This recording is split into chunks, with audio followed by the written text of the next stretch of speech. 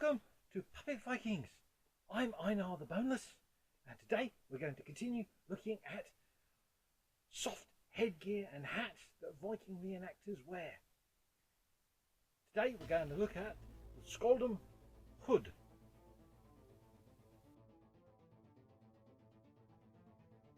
It is a woolen hood, and wool is a very good material to make a hood out of it because it contains natural lanolins, which make it waterproof.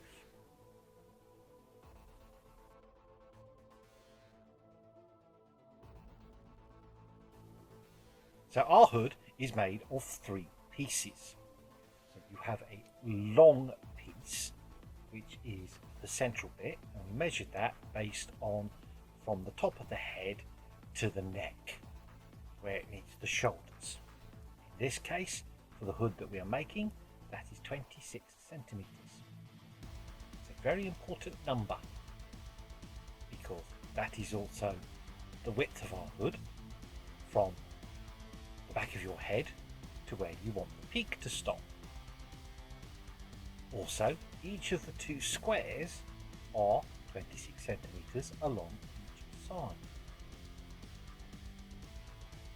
giving a couple of centimeters also for, well, when you sew it together.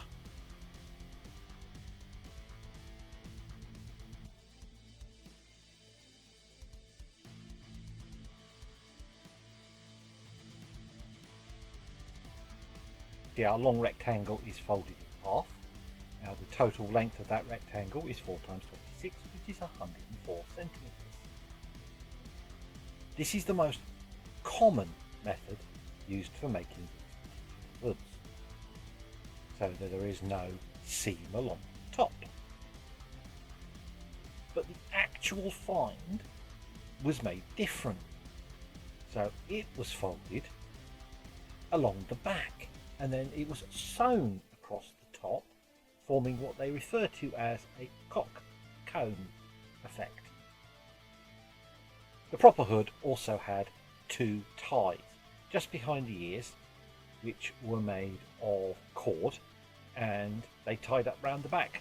It just pulls the hood in close when you don't need it to protect the front of your face.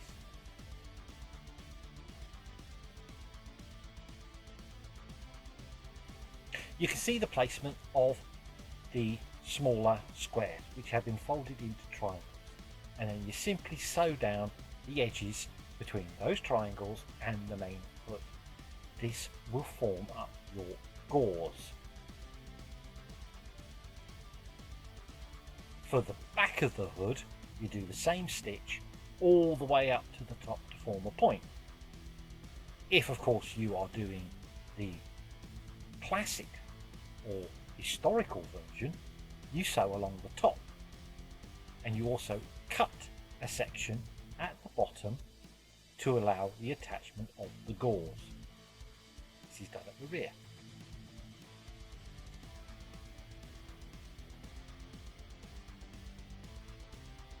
This particular find is one of many found in 1936 at Skjoldehamn in Norway, which is a location on a small island in the north of Norway. They found a bog body which contained tunic and belts and footwear and leg wraps and, well, the hood. Was originally dated to sometime in the 19th century. In 2009 they redated it to somewhere around the 11th century, the late Viking period as we call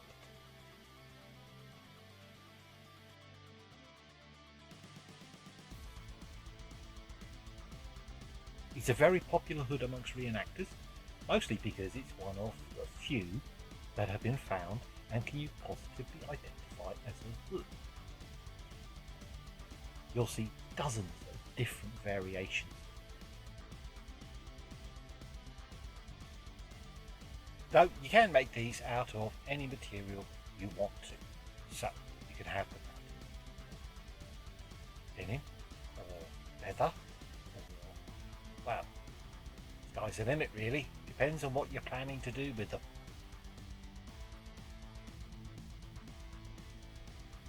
as it's just a hood, it's good for various periods of reenactment, not just the Vikings, and you can use it for LARPing and for SCA and for everyday general wear, if that's what you want.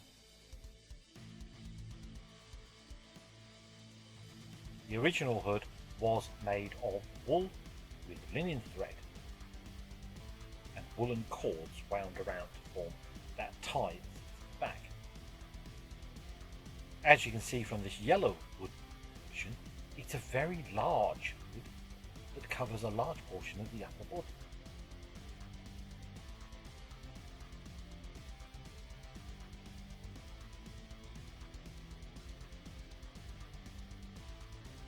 There are various positions you can wear this. So I've got it close to my face, but I could wear it down. Ah! Quite striking next to my hair.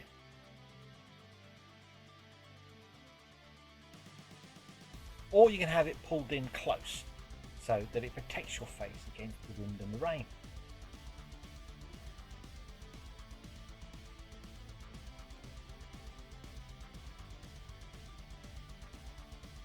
If you don't want to make a hood yourself, you could go to one of the many traders and get one from them, like our friend Jenny at Drappel's Daughter.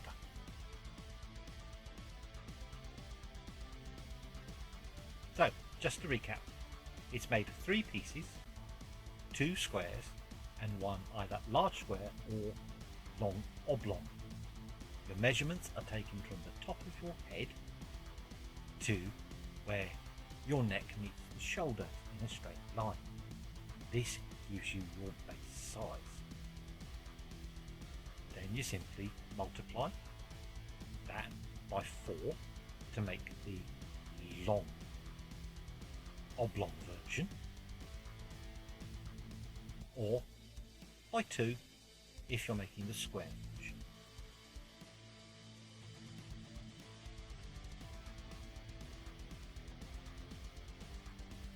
You can hem this particular hood with a simple whip stitch. In fact, the original was pretty much all whip stitch all the way along. But you can make it how you want. So we've used whip stitch, blanket stitch and back stitch to make ours.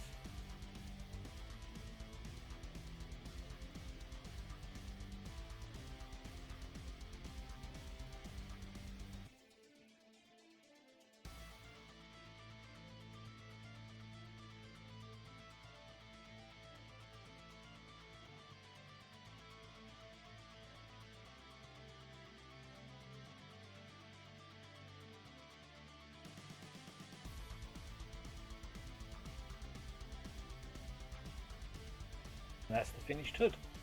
Still needs hemming. That's quite a nice fit.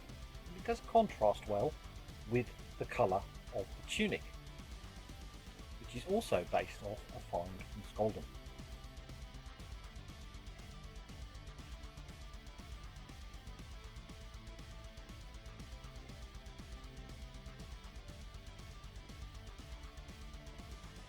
Well, I hope you found that interesting.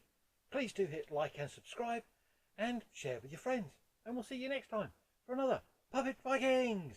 Yay!